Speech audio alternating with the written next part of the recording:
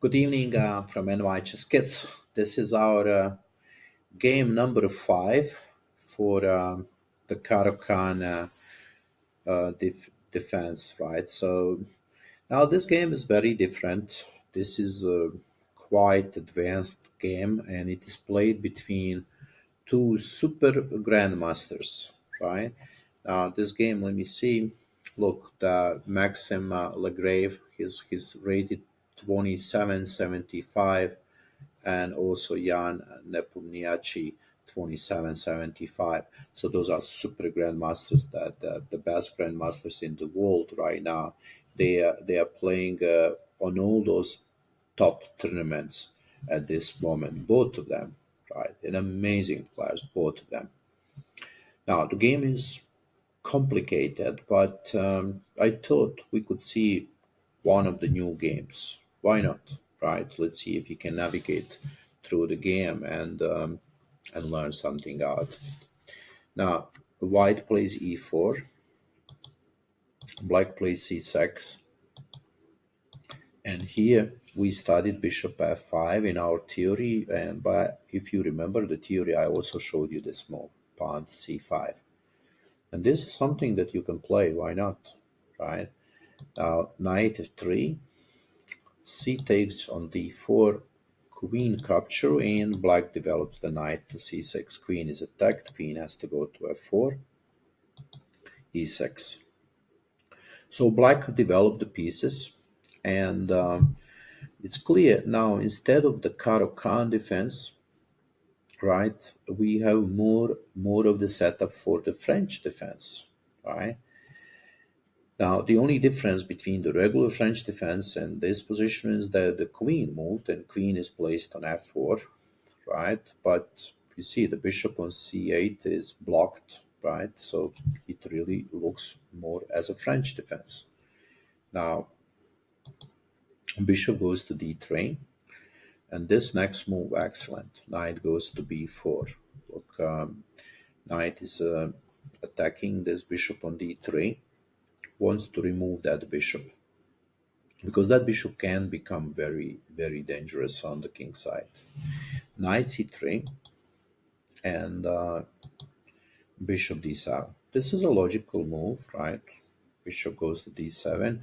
You're opening a space for a rook on c8, right? And that rook, you'll see, becomes a very important piece. I like the move.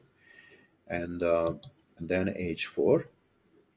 Now, what is the idea of this move? White wants to make pressure on the king side. He wants to even push h5, and then you may be a little bit squeezed on the black side, right, on the king side. So, so that's the idea. But black plays h5 and stops that, right? Excellent move. Black is not allowing the action on the king side. Now, queen goes to g3.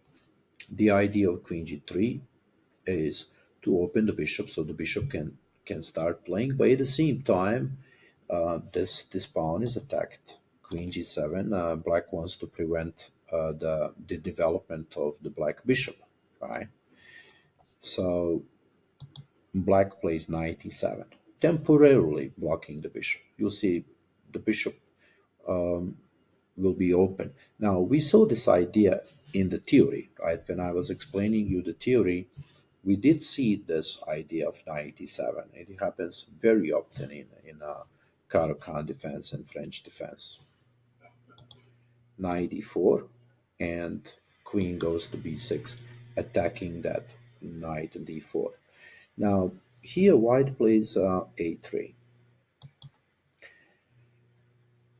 If you capture the queen on d4, pawn would take on b4, queen takes on b4, and then white makes a castling. So white sacrifices a pawn, but for that pawn, he hopes for some kind of initiative. The rook is open on the file.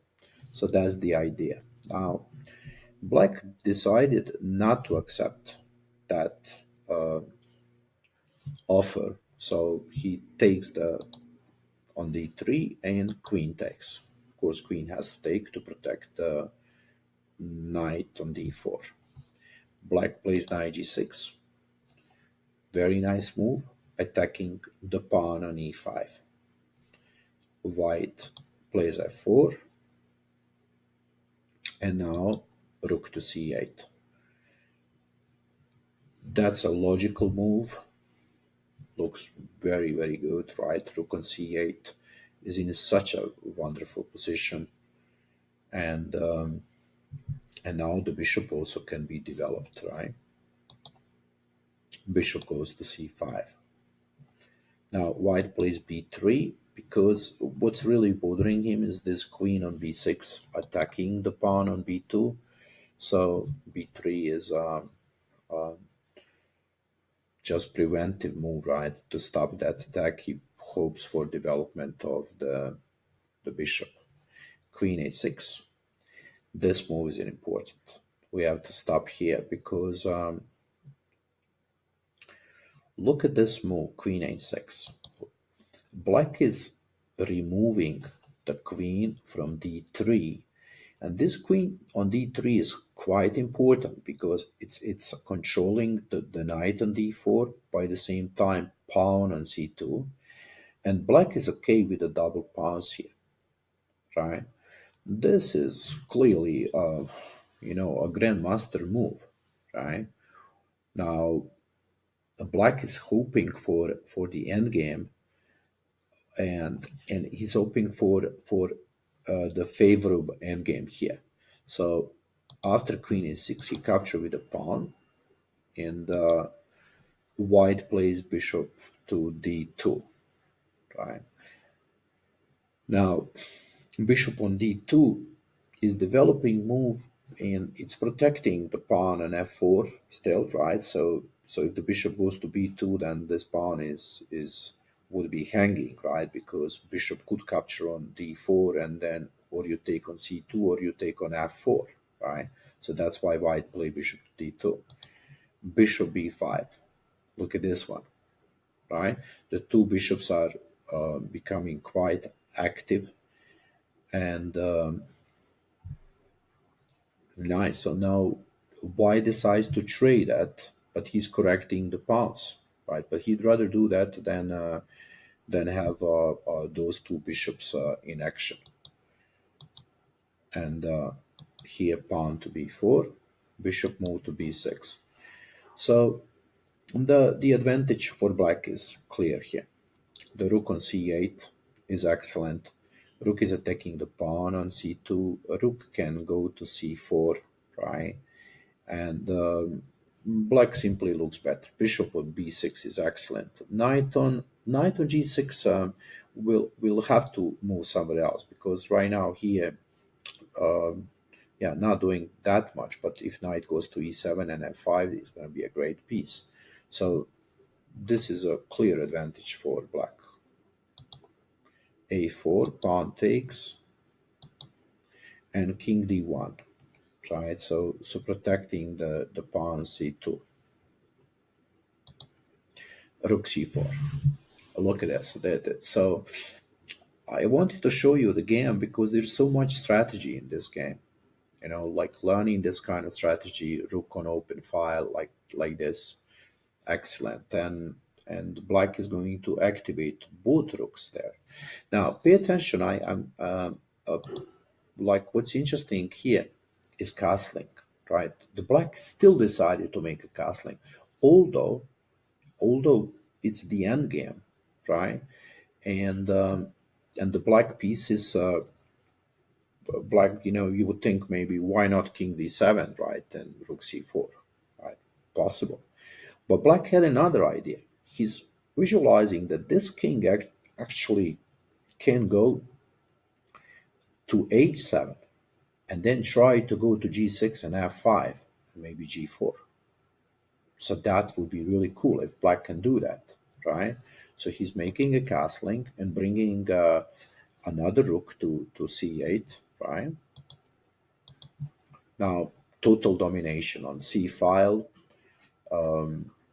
The white colors here very bad for white, and of course this move. This is a very important move. So now knight is planning to go to f5. Look at this power on c file. It's total domination.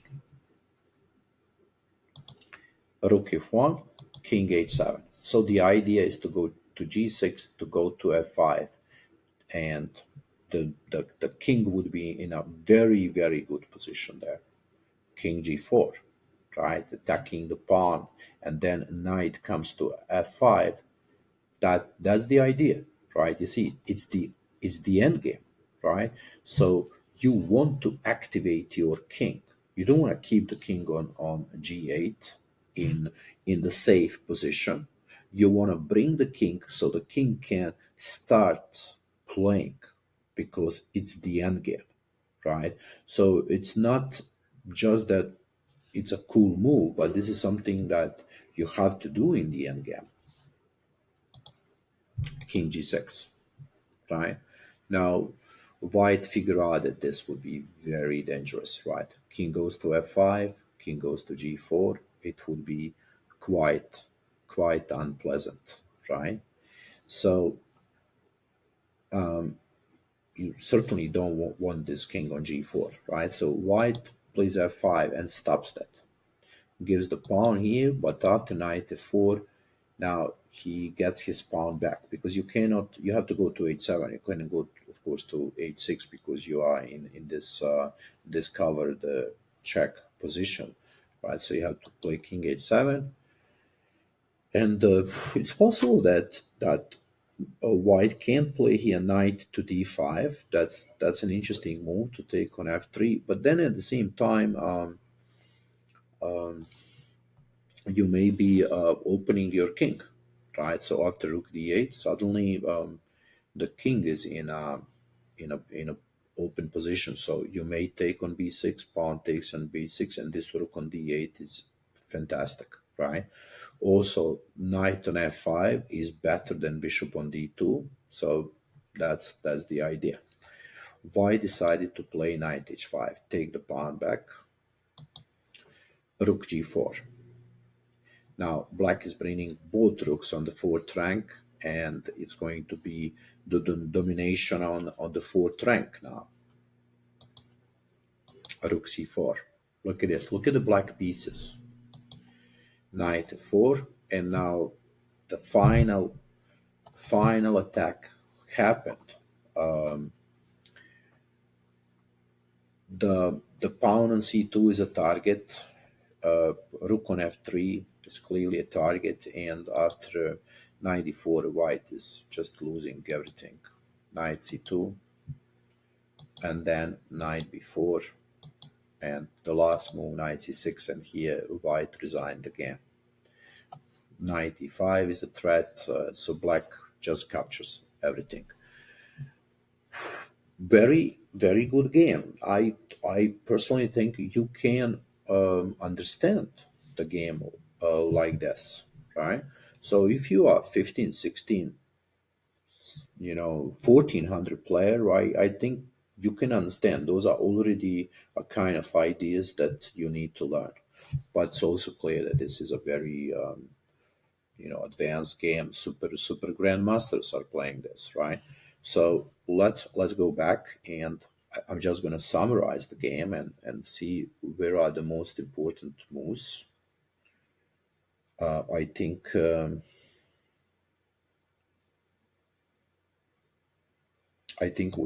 we should go from here.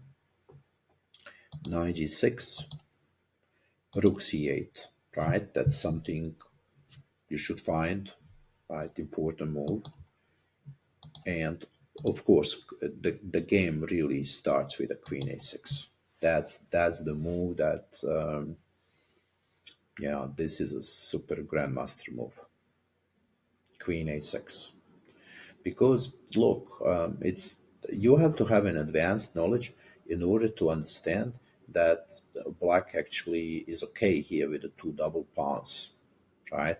That this queen on d3 is so important for white piece's stability, and without that queen on d3, the position is kind of shaking. It's not stable anymore for white. So queen takes. And what other moves are important here? Of course, bishop e5, right? Bishop e5, bringing a bishop into the game. And then this idea, right? This, I mean, something like this, it's possible to learn, like this transfer of the knight to e7, right? This is what I'm talking about. 97. It's important to see an idea like that. What's important to recognize the knight is not useful anymore on g6, right? Because those pawns are protected, and now we are bringing the knight to f5, right? That's an idea. Of course, this idea of king h7 and king g6 is also super important, right? We're bringing the king to g6, and now if white wants to allow that move, king f5, king g4, I don't know. Here, king h7, and then of course build up on the fourth rank, and then final attack.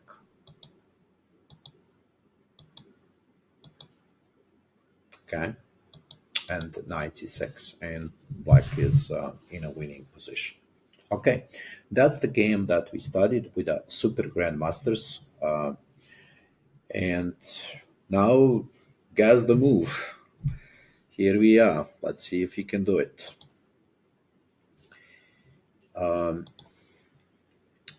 Now let's try. We'll try together. Of course, this is a long game. We can make mistakes, but it's okay. And then you can practice on your own and practice your memory. So first move c6, right? d5. I guess this we can remember. You and I can remember those three moves, and now from here, I can't promise you that I'm gonna remember anything. So let's see. Okay, so we have to take on d4, right?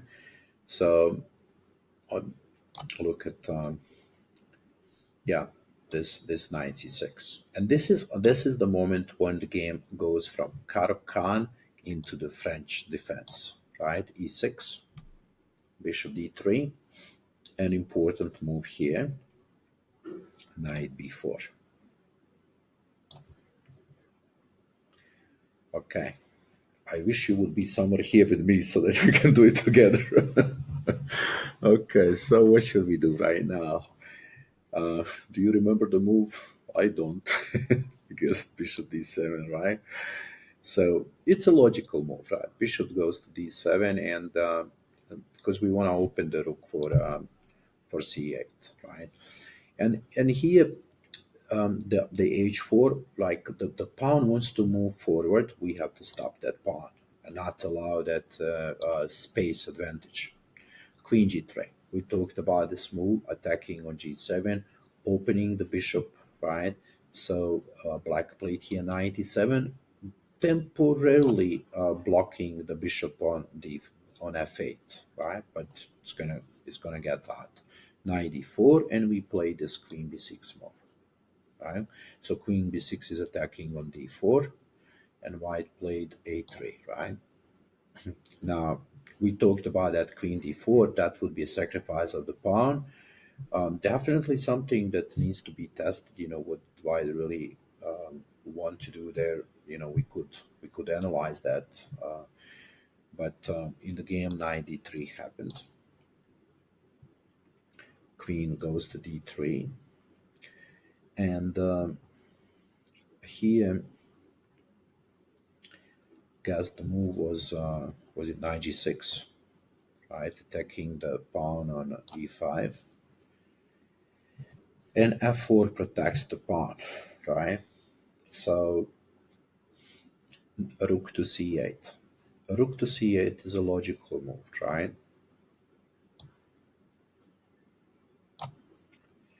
Now knight moves to e2, and bishop c5 is also a logical move. So those moves we can memorize and remember. B3, right? So this is that moment, right? An important moment where Black played this really super extraordinary move, Queen to A6, and pawn takes, Bishop to D2, right? So yes, I was thinking, about castling, right? That's of course possible, but this an amazing move as well. Bishop E5. Look how Black is activating the bishops. The threats are, taking on E2. You cannot make a castling, right? Because Bishop takes on E2, and you cannot make a castle even to the queen side because there's an attack on A3. So so white wants to take, of course black takes, and we move back to B6, right? Okay, here black captured, and king D1 protects the pawn on C2, right? So that was the idea. Now black can play different kind of moves here. I'm sure castling is also possible, but if I remember, rook c4 was played first, right? Okay, and now castling, right? The rook goes to a2, rook to c8. That's a logical move as well. So black is building up the pressure on c file, right? Very nice move. Right, and after g3, we talked about this position in the game. We want to transfer now knight to e7, right? Because the knight is better on f5. And here that other idea, king goes to h7, right? We want to play king h7, king g6. And white decided not to allow that. He plays f5. Of course, here you want to capture with a knight. You don't want to capture with a pawn, right? Because knight is becoming a strong piece. You must go back to h7, right? We talked here also about knight e5, right? Move, but knight h5 was played, and now black is building up uh, also the fourth rank with this move. He's keeping an eye on the pawn on g3 because both pieces are at both rook and the knight attacking here. So the knight is kind of tied up there. And I think rook c4 was played here. And here the final attack started, right? Because the black pieces are in such a perfect position, and black has a right now to attack, and the white pawns are so bad, and white pawns don't have a good coordination, right? Knight e4 and knight c2 and knight b4. White is losing all those pieces, right? And after knight c6, that was the end of the game. Pawn on e5 is attacked, and white resigned the game. Right. Okay. Whistler goes, now try to do it again. Look, just guess the move. Of course. I mean, if you can remember, then it's great, right? Then that's wonderful. But if you can remember, that's also not. I think for this kind of game, it's not even important, because what's important about a game that is like 35, 39 moves, it's important that you remember the ideas, right? Not really memorize the game. But I'm just doing this for fun, so that you also test your memory, right? And when you are forced to think about the moves with this guess the move, then you memorize better. When you go to the tournament game, you are going to remember some of those ideas, right? That's the reason I'm doing this. But I really don't even care, if you would remember the game or not. That's not the point at all. Okay, okay. Look, this was a Caro-Can. If I find some other games that are important. I will put them here. I didn't want to give you too much because, yeah, look, you can analyze those games uh, for days and days and days. I mean, there's so much material out there, right, to look at the opening, and I don't want to go into all those moves and just overwhelm you with everything. What I want, I just wanted to show you the ideas, the most important moves, and some games. Like I choose 5 games, right? Now there's probably more than 1,000 games in Caro-Can. Now you can you can now analyze and study on your own if you want. I think the best would be that you analyze your own games. If you want to play Caro-Can, play this on Lee Chess. The Lee Chess is the best, right? You play practice games, and then you play on the chess tournaments. Then you play in the after-school programs, and you analyze your own games in Caro-Can, and you will see then the improvement is going to happen. Better improvement is going to happen when you analyze your games than when you look at all those grandmaster games, because your games are so close to you and you are going to learn more than from a grandmaster games. Okay, kids, I hope you enjoyed this opening study, the Caro-Can, and I hope it's going to help you on the chess tournaments. So if you play a good game in Caro-Can, send me the email or let me know in the school if I see you. Okay, good luck with this opening, and I hope you're going to have a great success. Bye bye.